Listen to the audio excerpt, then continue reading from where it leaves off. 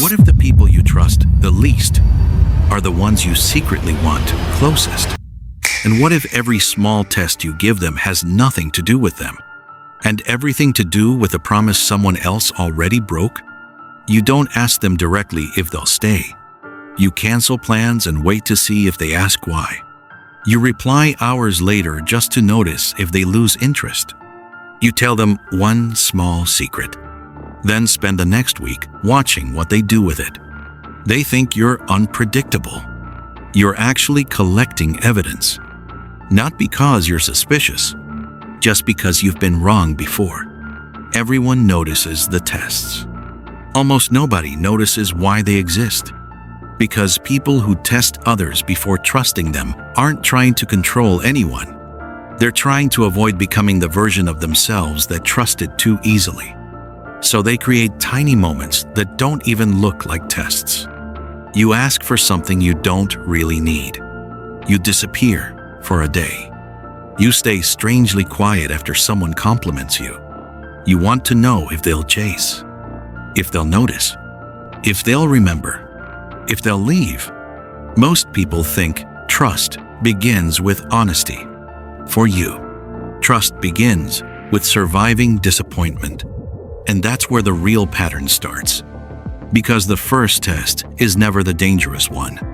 The dangerous one is the test you don't even realize you're giving. You rarely test people's words. You test their consistency. Someone says they care. You don't believe them that day. You believe them 3 weeks later. You notice whether they still text first, whether they remember the small detail you mentioned once, whether their energy changes after they've already won your attention. Not doubtful, just measuring what doesn't change. You pay attention to things nobody else tracks. A pause before they answer. A different tone in one sentence. How quickly they disappear when your mood changes. Most people hear conversations. You hear patterns, not overthinking. Just searching for the moment history repeats itself. Then something strange happens. The better you like someone, the harder the tests become. You become quieter. You reveal less. You stop asking for help. You wait for them to notice something is wrong without being told. If they don't, you tell yourself they never cared, even though you never gave them the chance to know. Not protecting your heart, just expecting them to read a map you never handed them. And when someone actually passes one test, you create another, not on purpose, automatically, because relief feels temporary.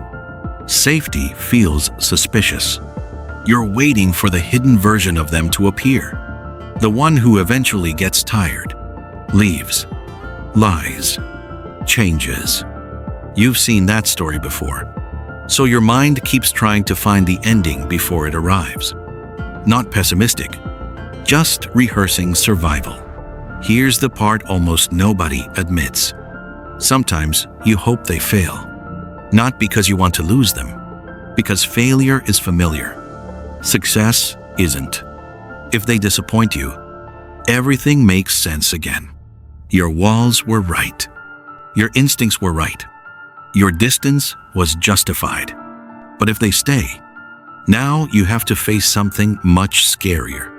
The possibility that you've been protecting yourself from people who never planned to hurt you. That's why genuine kindness can feel uncomfortable. It removes the excuse to keep hiding. And that's the test that exposes you the most. Not whether they deserve your trust, whether you've forgotten how to give it. Most people think these tests are about finding trustworthy people. They're not. They're about trying to rewrite an old memory without realizing you're using a new person to do it.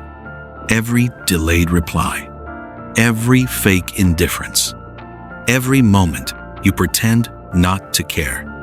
None of it is really happening in the present.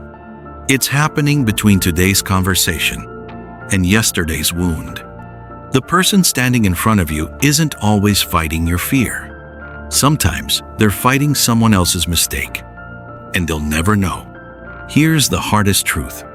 The person who tests everyone usually wants to trust someone more than anyone else in the room. They don't enjoy doubting people. They've just learned that disappointment hurts less when they see it coming. Until one day, the tests become so endless that nobody can actually pass them. Not because people aren't loyal, because the finish line keeps moving. So remember the question from the beginning. What if the people you trust the least are the ones you secretly want closest? If that felt personal, ask yourself this. What's one test you've given someone that you never admitted was a test? If you want to understand people, subscribe to Mind Morsels.